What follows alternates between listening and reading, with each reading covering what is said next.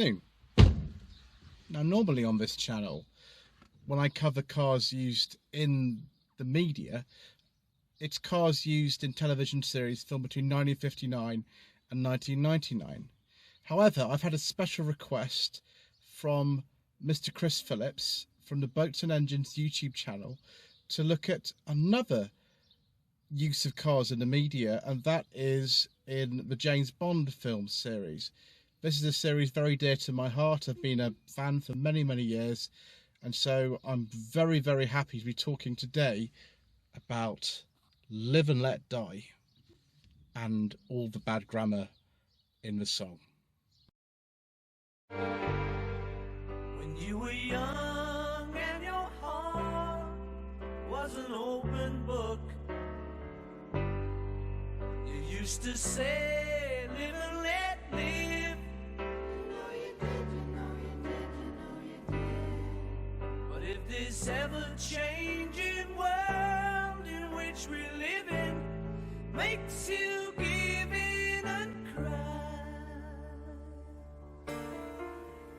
say live and let die.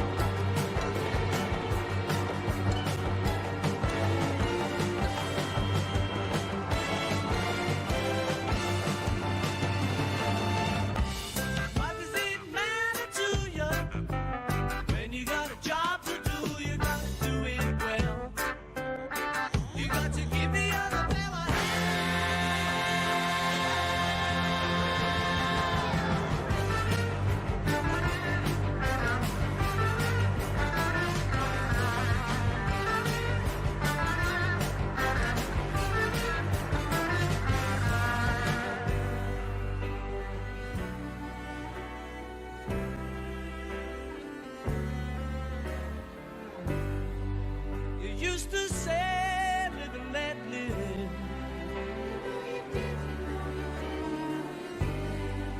But if this ever-changing world in which we live in makes you give in and cry, say live and let die.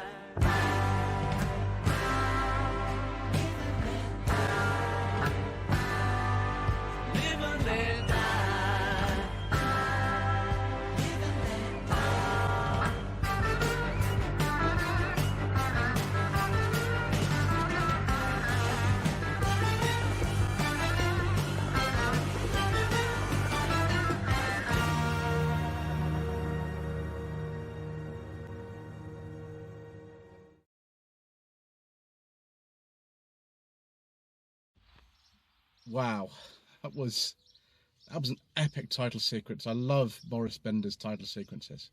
They are such a big part of what makes the James Bond films so memorable. Anyway, Live and Let Die was released in 1973. I believe filming was between 1972 and 1973. It starred Roger Moore as James Bond. Don't know why I have to tell you that. Jane Seymour as Solitaire, Yaphet Kotto as Mr. Big and Kananga, obviously Lois Maxwell as Miss Moneypenny, Bernard Lee as Desmond doesn't appear in Live and Let Die, by the way, so no cue. And then you've got sort of minor parts like David Hedison as Felix Leiter, Geoffrey Holder as Baron Samedi, and Gloria Hendry as the double agent Rosie Carter. Live and Let Die was filmed at Pinewood Studios and also on location in Jamaica, in New York, and in Louisiana. The basic idea of Live and Let Die is that James Bond is infiltrating a heroin smuggling ring Now, one of the worst plot twists ever. It turns out that Mr. Big, who's a sort of New York gangster type, is actually also Mr. Kananga, who is the head of the fictional Caribbean country San Monique, and they've got some kind of racket going on, smuggling drugs, and of course James Bond is out for stopping that. He has to contend with the San Monique police, the Louisiana State Police, henchman called Whisper, and also the famous Baron Samedi, who is undead. Just all the normal things that happen. It was based on the 1954 novel by Ian Fleming, although that does have some differences between that and the film, and it was directed by Guy Hamilton. Is the film worth watching these days? I don't even know why I'm even asking that question. I have to ask the question because I always do. I'm not going to answer that now anyway. We'll have a look at some of the cars used in Live and Let Die, and we'll come to some conclusions at the end.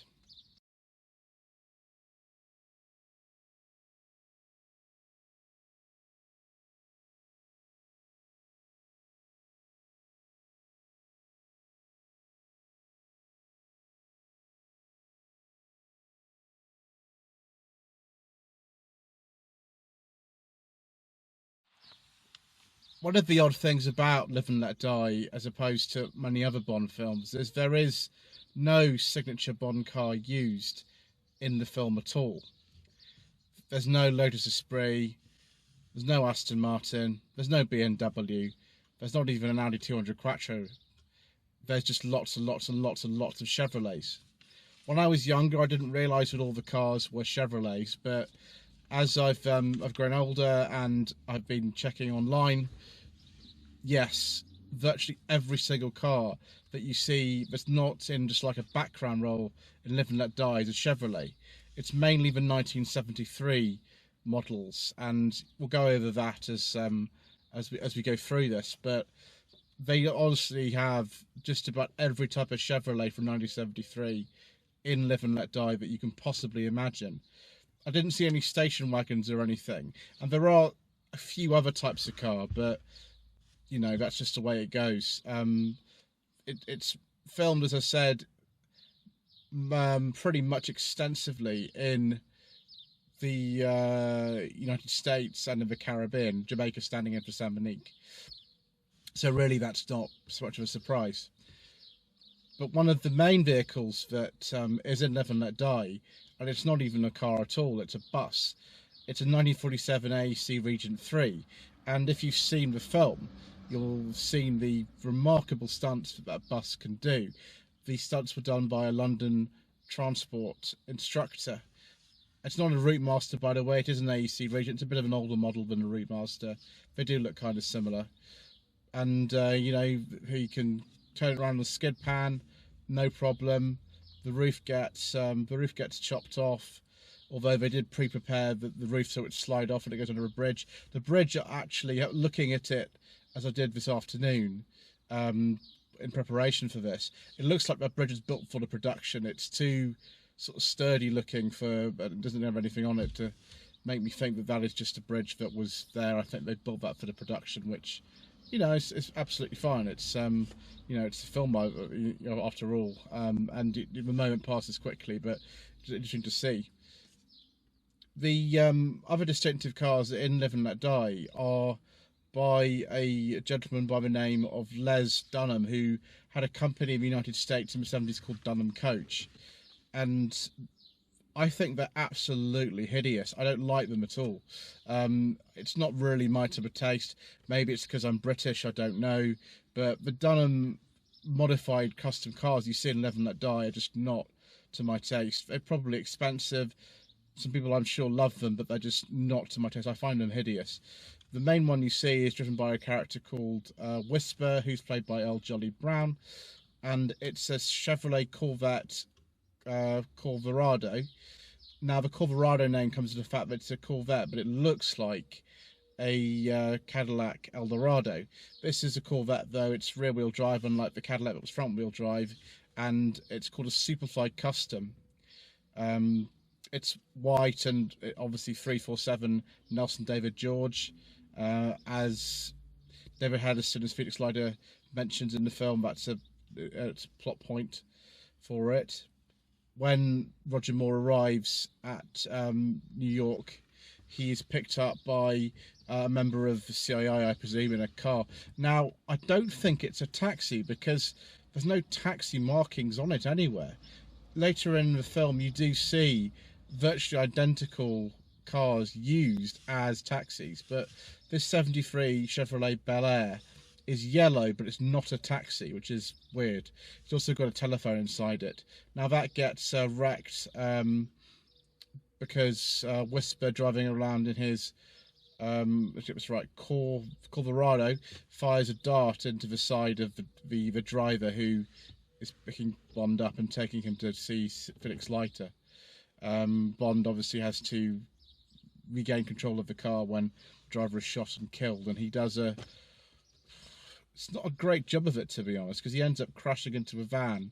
So yeah, it's just as well that Chevrolet had lots of fleet cars on hand to replace that when it got destroyed. There are also a number of Bel Airs from 1973 used by the Louisiana State Police, not actually Sheriff J.W. Pepper. We'll come back to him a bit later on. But there's loads used by his underlings, and they all end up with in sort of Keystone Cop style, all crashed, and it's like a predecessor to the Blues Brothers, which was about 7 years later. And it's an absolute mess during the very lengthy boat chase that we won't be talking about today. At the airport, Bond and Solitaire are confronted by some people from Kananga's gang. He gets away in like a trainer plane. People on the internet were complaining about how the plane looks really rubbish, and it's probably like a dummy plane or scrap plane. Something. I'm not to talk about planes. I'm going to talk about cars. But one of the cars that follows to the airport is a '73 Chevrolet Chevelle Malibu that gets destroyed when it crashes into another plane. And the car that Mr. Big's henchman uses to try to get Bond, or I can't remember why he's driving anyway quite fast. It's a 1973 Chevrolet Impala Custom Coupe. Now you see that in both the footage shot in Jamaica and in Louisiana, because the crocodile farm you see in the film wasn't in Louisiana, it was actually in Jamaica. And the owner was called Ross Kananga, and so they decided to film decided to call the main villain of the film Kananga after the crocodile farm, who performed a stunt, by the way, when Bond jumps onto the alligators. Just a relevant bit there. The police cars used in the sort of San Monique footage are 1973 Chevrolet Novas. They look a little bit like the one from Beverly Hills Cop, but it's a much later model than that.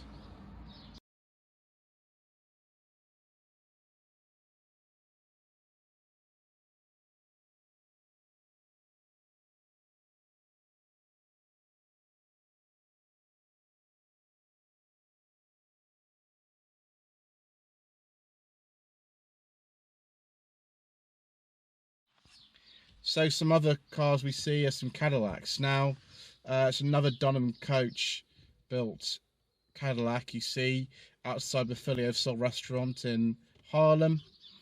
It's a 71 Cadillac Fleetwood 60 Special Brougham in sort of brown colour. I've taken though a picture of the car in an underground garage actually, rather than the side view that you see outside the Philly of Soul restaurant. Kananga's car himself, when he's on diplomatic duties in New York, is a 1973 Cadillac Special 60 Brougham. But it's not been customised like the one that's been done by Dunham Coach. Another taxi cab that Roger Moore takes, he takes a lot of taxi cabs in this film, is a 1973 Checker taxi cab. That's just what they're called. On San Monique, there's two cars he uses on the San Monique Island. One's a 1963 Chevrolet Impala convertible, and then you see him driving around in a mini moke with a sort of funny top on it. It's more like sort of YouTuber Saint, really. Actually, that the car that you see, I think some of the CIA agents arriving in at the airport where Bond is trying to escape in the Bleecker flying school plane, is a 1972 Chevrolet Impala Sport. You only see that one briefly. And there's yet, my gosh, there's loads of these. There's another Bel Air that you see actually being used by the same taxi driver from the Checker cab, but in New Orleans, I think. And it gets really confusing. There's so many Impalas and Bel Airs and Malibus and whatever. There's actually 3 different taxi cabs that are Bel Airs used in Live and Let Die, and the one that's in New York when Bond goes from the airport, not even the taxi. So there's actually 4 yellow 1973 Chevrolet Bel Airs in this film, which is quite good going, really. I mean, you know, if you're into your early 70s Chevrolets in yellow, then this is the film for you.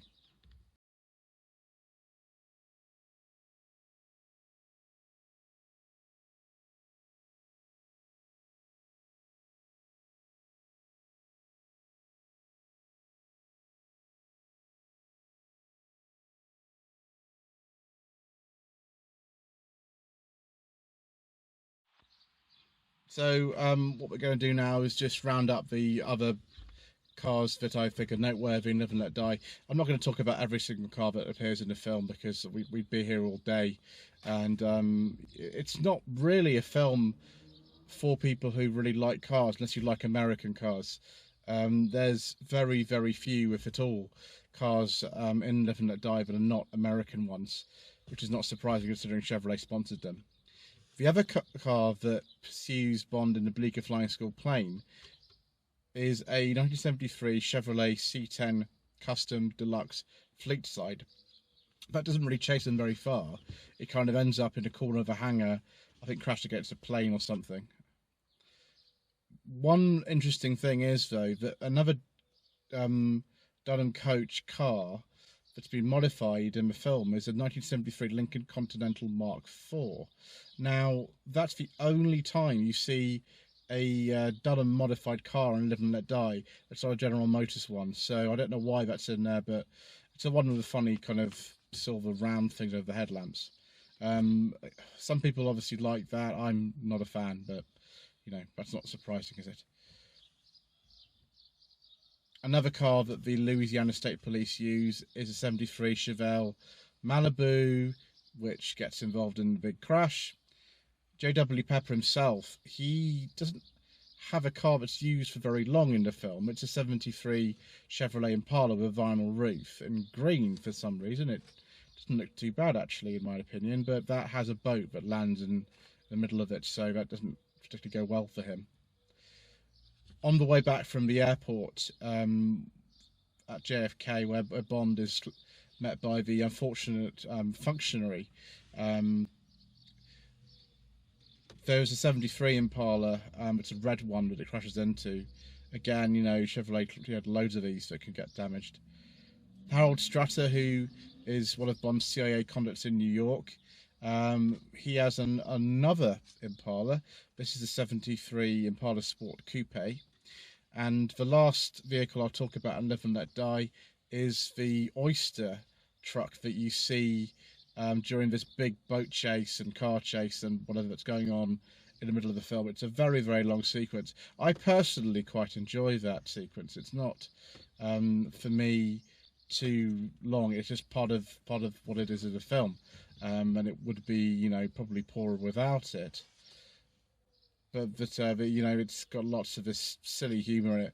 I don't know if I like the sort of Keystone Cop style humour in Live and Let Die.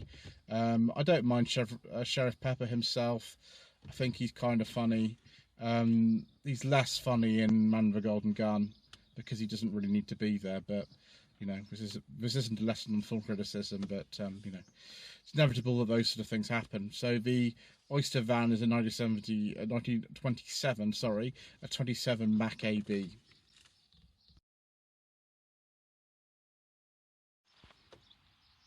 So there we are. I don't even need to say to you, really, do I? Is Live and Let Die worth watching in 2020? Of course it is. Virtually any film starring Roger Moore, in my book, is worth watching. He's done very few films that I would say are bad. Live and Let Die is not the best Bond film. You know, if there is demand for you to hear about more Bond films on this channel, then I will make more of these if you want, because that will give me enough content to see me out for the rest of the year. But there are others I prefer, but this is still a good film. Anyway, don't forget to subscribe to the channel for more if you haven't already done so. Don't forget to like this video and to leave a comment below. I've also got a massive playlist of cars on television if you want to look at the channel information. I've done many of those now. I've got a Facebook page, facebook.com/Lloyd Vehicle Consulting, and I've also got an Instagram page, instagram.com which /Lloyd_Vehicle_Consulting. Thank you ever so much indeed once again for watching, and thank you to Mr. Chris Phillips and the Boats and Engines YouTube channel for suggesting this topic.